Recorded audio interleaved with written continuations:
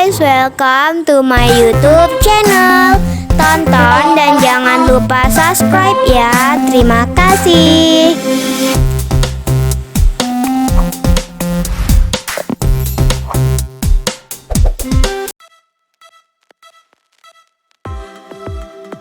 Assalamualaikum warahmatullahi wabarakatuh.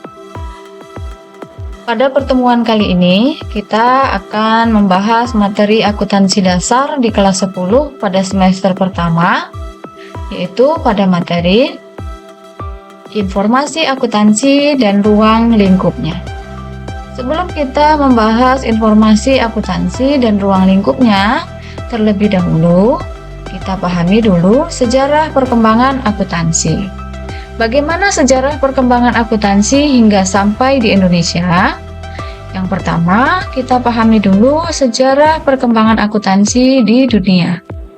Sejarah akuntansi di dunia era Mesir kuno berdasarkan riwayat, lahirnya praktik pencatatan akuntansi dimulai pada zaman Mesir kuno dan digunakan untuk kepentingan perdagangan. Pada masa itu, orang-orang Mesir kuno menggunakan metode pencatatan untuk membantu dalam melakukan perdagangan keluar daerah mereka. Nah, ini adalah sejarah perkembangan akuntansi di dunia. Berikutnya, sejarah perkembangan akuntansi di Indonesia. Bagaimanakah sejarah perkembangannya? Awal penerapan akuntansi modern di Indonesia baru dimulai pada masa kolonial Belanda. Ketika datang ke Indonesia pada akhir abad ke-16, Belanda kemudian membentuk sebuah organisasi dagang bernama VOC. Pada sekitar tahun 1642, akuntansi sudah mulai mengalami perkembangan di Indonesia. Demikian pemaparan sejarah perkembangan akuntansi mulai di dunia hingga sampai di Indonesia. Silahkan Ananda explore lebih jauh mengenai sejarah perkembangan akuntansi baik di dunia hingga sampai di Indonesia. Silahkan sharing dan tulis di kolom komentar jika Ananda punya wawasan tambahan. Berikutnya, kita masuk ke pengertian akuntansi. Akuntansi sebagai language of business, atau sering disebut akuntansi sebagai bahasa bisnis. Apa itu akuntansi? Akuntansi merupakan proses pencatatan, pengklasifikasian, pengiktisaran, dan pelaporan informasi ekonomi untuk pengambilan keputusan.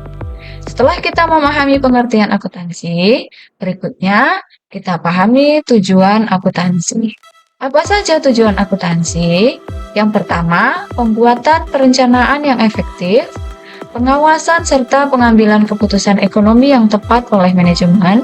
Berikutnya, pertanggungjawaban entitas kepada investor, pemerintah, kreditur, dan lain sebagainya.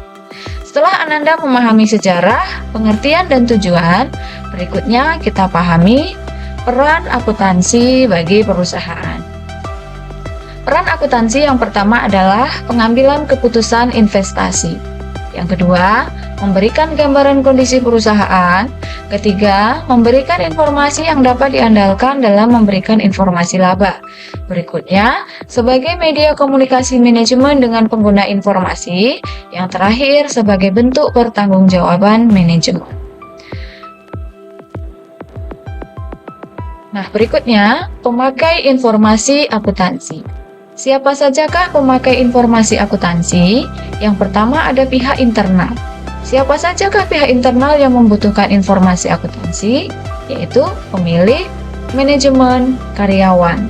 Berikutnya, pihak eksternal. Siapa saja yang membutuhkan dalam pihak eksternal? Yang pertama adalah kreditur, pemerintah, investor, konsumen, masyarakat, akademisi, dan lembaga keuangan. Nah, Anak Ibu, demikian pemaparan mengenai informasi akuntansi. Nah, untuk menambah wawasan dan memperluas wawasan Ananda mengenai akuntansi, mari kita mengingat sejarah perkembangan akuntansi yang dipelopori oleh tokoh dunia. Pertanyaannya adalah, tokoh publik yang dikenal sebagai Bapak Akuntansi Dunia adalah? Silahkan Ananda pilih kemudian jawab di kolom komentar. Jawab secara lengkap, apakah A, B, C, atau D. Nah, yang terakhir, untuk menguji pemahaman Ananda mengenai materi yang disampaikan, Ananda diminta untuk mencocokkan kolom sebelah kanan dengan kata yang berada di sebelah kiri. Ananda diminta untuk mengikuti matching game, permainan mencocokkan. Yang pertama ada kata internal. Nah, siapa sajakah pihak internal yang membutuhkan informasi akuntansi? Silahkan Ananda cocokkan, ditarik melalui garis. Apakah pemilik, manajemen, pelanggan, karyawan, atau pemerintah? Ananda boleh menggaris lebih dari satu garis, sesuai dengan jawaban yang tepat sesuai dengan kata internal. Berikutnya pada kata eksternal, Ananda silahkan garis kata yang cocok dengan kata eksternal. Siapa sajakah pihak eksternal yang membutuhkan informasi akuntansi? Silahkan Ananda garis, apakah pemilik, manajemen, pelanggan, karyawan, dan pemerintah. Demikian pemaparan materi kita hari ini. Mudah-mudahan bermanfaat. Selamat belajar, semoga Ananda sukses. Ibu akhiri, Assalamualaikum warahmatullahi wabarakatuh.